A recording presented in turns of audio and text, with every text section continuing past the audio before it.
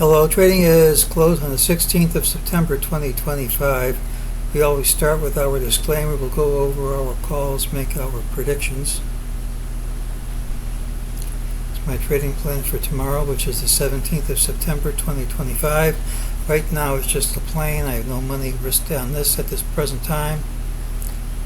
I can change my mind. I can be wrong. Trade at your own risk.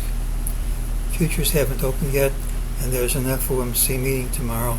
I rarely trade on those days, so I might not be risking my own money on this. Those meetings lead to wild swings. I just can't predict them. How about today? Had the pattern with the early low and the late high. We got that. It's normally a bullish pattern. This isn't a bullish pattern. It's particularly negative when you break out to a new all-time high and close in the red with resistance at yesterday's close. Yesterday's problem was we couldn't get a close over all these highs. That's a rejection of the highs. And that's the same thing here. This is a close under all these highs. It's a rejection of the highs. As of now. Now time doesn't run out until tomorrow. We open up here once again, all that negativity goes away. But for right now, it's a negative pattern. We said yesterday that going over these highs would validate yesterday's minor break, but we also said if we dropped early, that would be a sign of the reversal. When you break over it and quickly reject it, that break doesn't count. So what we said, we're still in an area where a reversal is plausible. Again, just because one area works doesn't mean some other area won't. But tomorrow has the early low, patterns often irregular. We're just unable to break through resistance and make it stick. During the day, MEJT identified a number of moves as false moves. They've all played out. We had an ultimate buy signal here. Here's the minimum. We almost always get more. We got more here. The buy signal gives a target, not an entry, and we did trade higher, so that's played out. We have 9 bars of a DeMark setup starting to give a sell. He has a setup and then he has countdown. After 9 bars of setup like this, it's common for there to be a pullback, but it's not a requirement. That's something which happens often. It just doesn't have to happen. You'll notice here's a bar completely over the band. Here's a bar completely under the Bollinger Band. A lot of times you'll have one more swing up and then drop. But in general, it's a sign that the rally's running out of steam. Doesn't mean we have to drop tomorrow.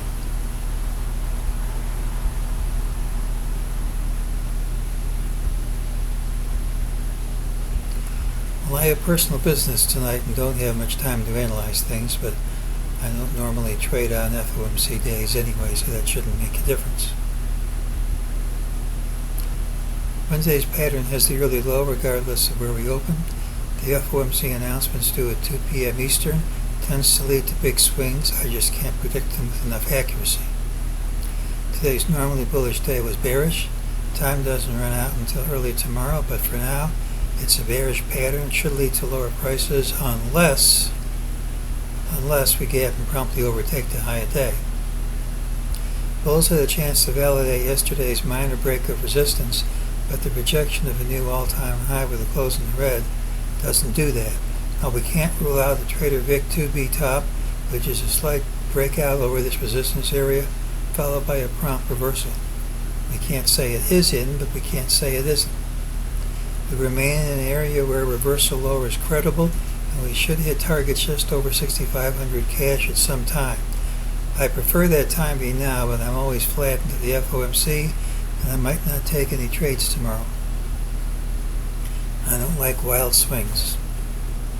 Not good for my coronary arteries.